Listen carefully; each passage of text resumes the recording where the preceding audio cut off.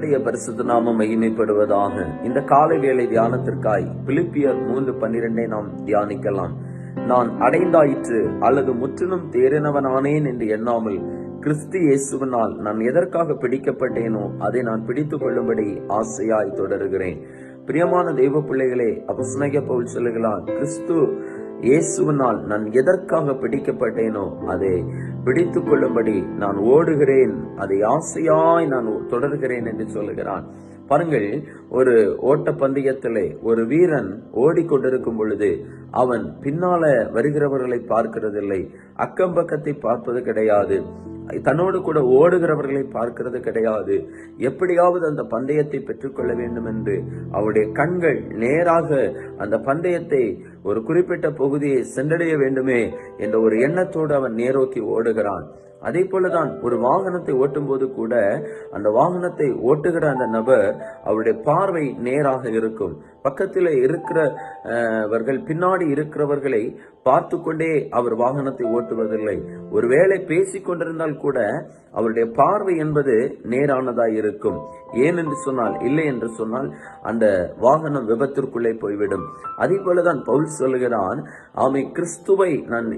கிறிஸ்து என்னை எதற்காக பிடித்து கொண்டாரோ அந்த பிடித்து கொண்டதற்கு ஏற்ற போல அந்த பந்தயத்தை பெற்றுக்கொள்வதற்காக நான் ஆசையாய் தொடருகிறேன். அந்த பார்வை அவருக்கு நேராக இருந்தது. எப்படியாவது அந்த ஆண்டவருடைய சித்தத்தை நிறைவேற்ற வேண்டும் என்ற அந்த நோக்கத்திலே அவர் ஆண்டவரை அடைந்த பின்பு அவருடைய ஓட்டத்திலே ஓடுகிறதை இந்த இடத்திலே குறிப்பிடுகிறார். ஆண்டவராகிய இயேசு கிறிஸ்து கூட இந்த பூமியிலே பிதாவினுடைய சித்தத்தை செய்வதற்கு தான் இந்த பூமியிலே வந்தார். பாருங்கள், அவருடைய பார்வை நேரானதாக இருந்தது. இந்த பிதாவின் சித்தத்தை செய்வதில் தான் அவர் முழு கவனத்தையும் செலுத்தினார். ஆகவே இந்த காலை வேளையில் இந்த டிவோஷன் வார்த்தை கேட்கிற தெய்வ பிள்ளைகளே, ஆண்டவராகிய இயேசு கிறிஸ்து நம்மை தெரிந்து கொண்டிருக்கிறார். ஒரு நித்திய ராஜ்யம் நமக்கு முன்பாய் வைக்கப்பட்டிருக்கிறது.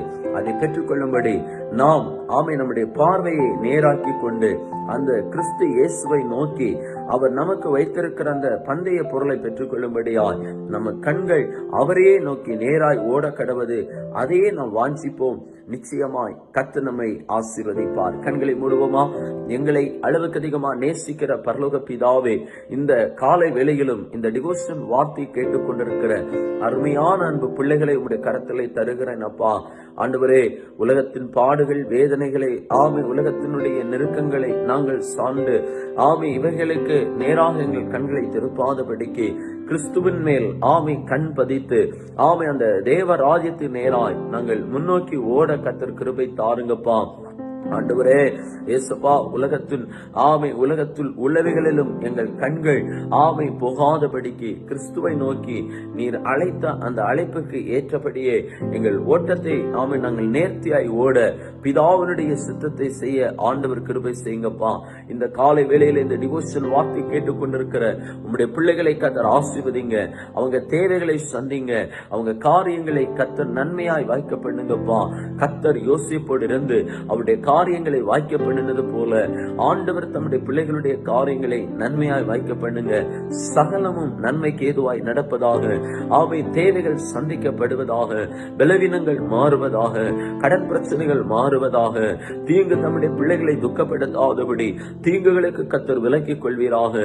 சகல விதமான ஆசீர்வாதங்களினாலும் ஆறுதலினாலும் தேறுதலினாலும் தேவன் தம்முடைய பிள்ளைகளை ஆண்டவர் நடத்துவீராக என்று சொல்லி ஜெபிக்கிறேன். ஆண்டவருடைய ஆசீர்வாதம் இந்த காலை வேளையிலே இந்த டிவோஷன் வார்த்தை கேட்டுக்கொண்டிருக்கிற பிள்ளைகள் மேல் எப்போதும் இருக்கட்டும் என்று சொல்லி ஜெபிக்கிறேன். இயேசுவின் நாமத்தில் தந்து ஜெபிக்கிறேன் நல்ல பிதாவே, ஆமென்.